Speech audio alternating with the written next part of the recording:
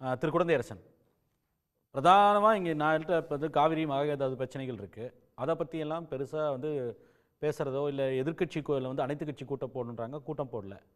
ஆனால் இன்றைக்கி சரத்து இன்னும் மசோதாவே வரப்போகுதான்னு தெரியாது. எல்லா கட்சிகளும் ஏற்கனவே அவங்களோட நிலைப்பாட்டில் மாற்றம் இல்லைன்னு சொல்லிட்டாங்க. இந்த சூழ்நிலையில் இதொன்னும் திசை திருப்பதற்காக போடப்பட்டதா? திரு எடப்பாடி பழனிசாமி அதான் சொல்கிறார். காங்கிரஸை பாதுகாக்கிறதுக்காக, அவங்களுடைய நலனை பாதுகாக்கிறதுக்காக, அரசை காப்பாற்றுறதுக்காக இந்த கூட்டமா? காங்கிரஸை பாதுகாக்கிறதுக்காக நடந்ததுன்னு குற்றச்சாட்டு வைக்கிறாங்களே. இப்போ நான் அதே கேள்வி திருப்பி கேட்குறேன். இப்போ திமுகவுக்கு இது பாதிப்பு வராது அப்போனா?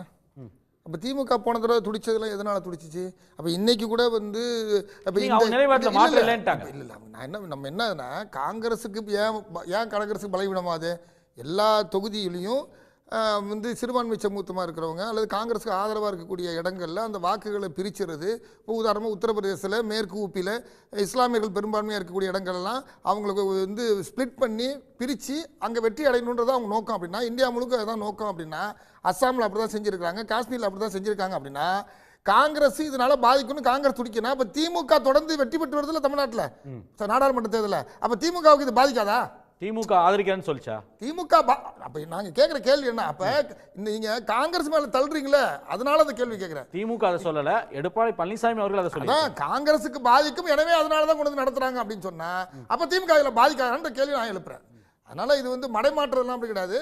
அப்ப 5 மாநில முதலமைச்சர்கள் தென் மாநிலத்தை சேர்ந்தவங்களாம் கூப்பிட்டு திமுக அந்த அரசு முன்னாள் முதலமைச்சர் திரு ஸ்டாலின் அவர்கள் கூப்பிட்டு பேசலாம். அப்புறம் அதெல்லாம் அன்னைக்கெல்லாம் இந்த கேள்வி நீங்க கேட்கவே இல்லையே.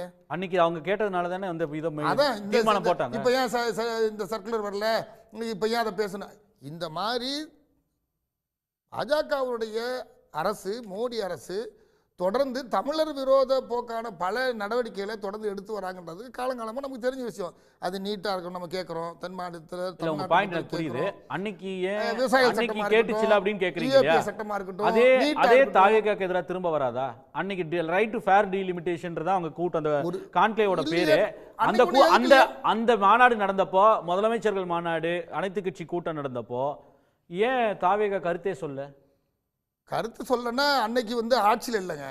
தாவேகா கட்சி தொடங்கி ஆட்சியில் இருந்தா மட்டும் கருத்து சொன்னா போதும் கருத்து சொல்லியிருக்காங்க. தாவேகா வந்து கருத்து சொல்லியிருக்காங்க. சொல்லிருச்சு. அருண்ராஜோட வீடியோ வேணா ப்ளே பண்றேன். இது திமுகவும் பாஜகவும் சேர்ந்து செய்யற டிராமா. மாநாடே போட வேண்டிய கருத்து அப்படின்னு இன்றைய சுகாதாரத்துறை அமைச்சர் அன்னைக்கு போட்டிருந்தார். கருத்து ஒரு அரசின் அமைச்சரா இருந்து சொல்ற கருத்துக்கு 2 வேறுபாடு இருக்கு. அந்த வேறுபாட்டின் அடிப்படையில் நம்ம இதை பார்க்கணும். அதுதான் நானும் உங்ககிட்ட கேட்கிறேன். அப்ப ஆட்சியில் இருக்கும்போது ஒரு நிலைப்பாடு எடுத்துக்கலாம், ஆட்சியில் இல்லாதப்ப இன்னொரு நிலைப்பாடு எடுத்துக்கலாம் சொல்ல வரீங்க. அப்ப it's not a issue of rights, not of rights கிடையாது.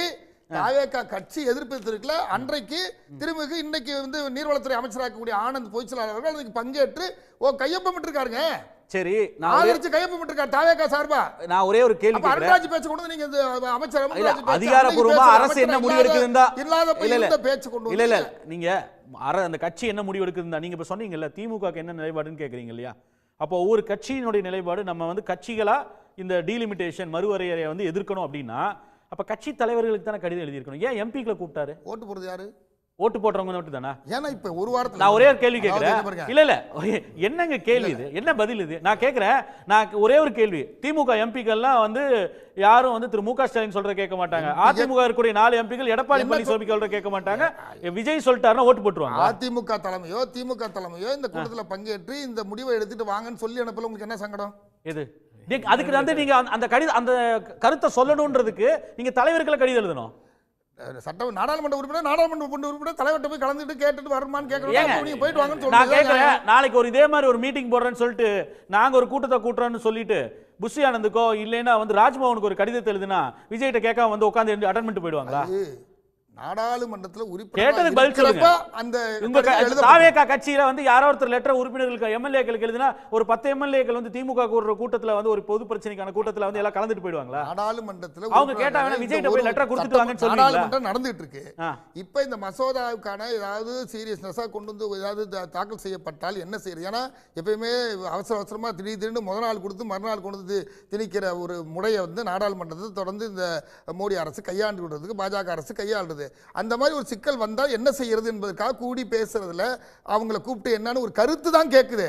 கட்சிகளை கூட்ட வேண்டிய தேவை இருந்தா கூட்டுறப்ப கூட்டுவாங்க. அப்ப இது யாரோட ஆனா கருத்து? இது வந்து இல்ல, இதுவே தப்புன்னு நீங்க நான் சொன்னீங்கன்னா கேக்குறது- அது எப்படி எடுத்து போறேன்? இல்ல இந்த மாதிரி ஒரு பிரச்சனை வருது நாடாளுமன்றத்துல இப்ப இப்படிப்பட்ட ஒரு இல்ல விவாதம் நீங்க வந்தா சொல்றது என்ன இருக்குன்னா செய்யுது?